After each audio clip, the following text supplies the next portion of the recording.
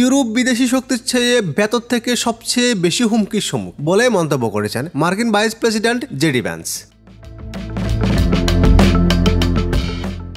14 ফেব্রুয়ারি Munich নিরাপত্তা সম্মেলনে Vance বলেন, ওয়াশিংটন যখন রাশিয়া ও ইউক্রেনের মধ্যে একটি যুক্তিসম্মত সমাধানের প্রশ্নে ব্যস্ত, তখন ইউরোপে নিজেদেরই আরও বড় সমস্যা রয়েছে।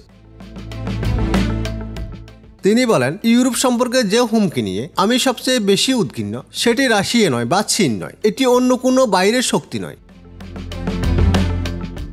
এর আগে গত বৃহস্পতিবার ওয়াল স্ট্রিট জার্নালকে দেওয়া এক সাক্ষাৎকারে ভ্যান্স একইভাবে দাবি করেন, ইউরোপীয় ইউনিয়নের মূলধারার রাজনৈতিক দলগুলো নিজেদের জনগণকে নিয়ে আতঙ্কিত। ভিন্নমত পোষণ করে ভুল তথ্য বলে উড়িয়ে দেওয়ার ইউরোপীয় চেষ্টার সমালোচনা করেন তিনি।